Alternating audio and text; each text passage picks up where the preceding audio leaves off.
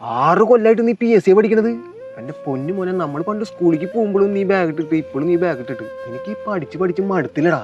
നീ വേറെ നിനക്ക് പണിക്ക് പോകാൻ മടിയാന്നോണല്ലേ? ഇനി നിനക്ക് മനസ്സിലാക്കിക്കോടാ, ഇതൊന്നും എഴുതിയിട്ട് കുത്തിയിട്ട് ഉണ്ടെങ്കിൽ കിട്ടില്ലാന്ന്.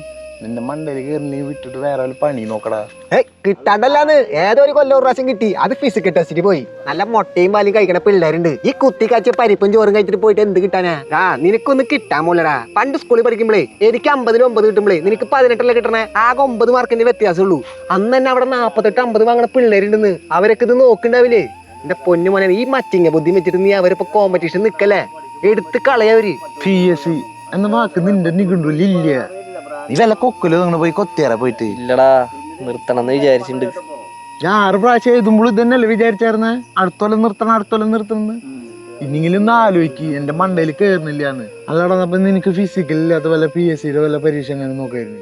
അങ്ങനെ ഒരെണ്ണം കിട്ടിയതാടാ. റാങ്ക് ലിസ്റ്റിലൊക്കെ പേര് വന്നതാ. ഭയങ്കര ആഘോഷമായിരുന്നു. എന്നിട്ട് കൊതിച്ചു പോയിട്ടേ തുമ്പത്തെത്തിപ്പിളിക്ക് ആ ലിസ്റ്റേ ക്യാൻസലായി. അല്ലടാ, നിങ്ങളിപ്പോ എന്താ പരിപാടി? പരീക്ഷ എഴുതി കളയാനുള്ള ടൈം ഒന്നുമില്ല. ജീവിക്കാൻ വേണ്ടിയിട്ടുള്ള കാര്യങ്ങൾ ഇപ്പൊ ചെയ്തോണ്ടിരിക്കണേ. കുപ്പി, പാട്ട, ഇരുമ്പ്, പഴയ പ്ലാസ്റ്റിക് പേപ്പർ ഉണ്ടാ. ഞാൻ പറയുന്നത് കറക്റ്റ് ആണോടാ? ഈ ആക്രി ബിസിനസ്സിൽ നിനക്ക് തമിഴന്മാരായിട്ടാണ് കോമ്പിനേഷൻ വരണേ. ഇതിൽ നിന്റെ എല്ലാം മാറ്റണം. ഇപ്പൊ നിന്റെ ലുക്ക് മാത്രം കറക്റ്റ് ആയിട്ടുള്ളൂ. ഈ ഡയലോഗ് ഡെലിവറിയും വോയിസ് മോഡുലേഷൻ ശരിയാവണം. അത് റെഡിയാക്കി നീ പക്കയാവും എന്ന് ഞാൻ വിചാരിക്കുന്നു. അവിടെ ചായ്, കാപ്പി, ദോശ, ഇഡ്ഡലി, ഉഴുന്നുവട, പരിപ്പുവട, സമൂസ അങ്ങനെയുണ്ട്. എന്റെ പൊന്നളിയാ, കണ്ണും ബ്ലറായി.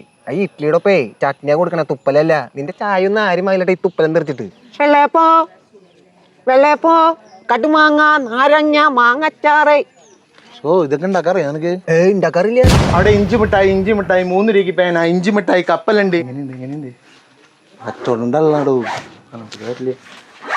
കൂത്താമ്പള്ളി മുണ്ടുകൾ 3 എണ്ണം വാങ്ങുമ്പോ കുന്നത്ത് ഷെഡി 2 എണ്ണം ഫ്രീ. എങ്ങനെയുണ്ട്? ഷെഡിയൊക്കെ ആൾക്കാർ രഹസ്യമായിട്ട് വാങ്ങണതല്ലേ? നീ ഓലിട്ടിട്ട് വിളിച്ചു കഴിഞ്ഞാൽ അവർ ആരെങ്കിലും വന്ന് വാങ്ങോ?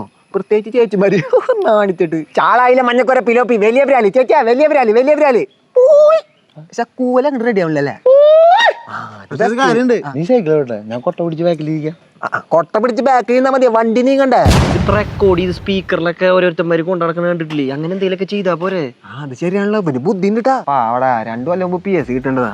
അത് കിട്ടിയില്ല. പെണ്ണാണെങ്കിൽ തേച്ചിട്ട് വേറെ ഒരുത്തനും കെട്ടിട്ടും പോയി. അവന്മാരെന്നാ പരാതിച്ചട എന്ന് അടിച്ചിട്ട്. അത് കിട്ടുമ്പോ നോക്കാടാ, ഇല്ലെങ്കിൽ മുന്നത്തെ മാതിരി തന്നെ പിന്നെയും കോമാളി നടക്കേണ്ടി വരും. റിവഞ്ച് എടുക്കാനാണെങ്കിൽ ഞാൻ എത്ര പേര് എടുക്കണം? കടന്നു വന്ന നാൾ വഴികളിലെ അനുഭവങ്ങളെല്ലാം എൻ്റെ മനസ്സിനെ പാകപ്പെടുത്തി തുടങ്ങി. എന്തു വന്നാലും ഒരു ചിരിയിൽ ഒതുക്കാൻ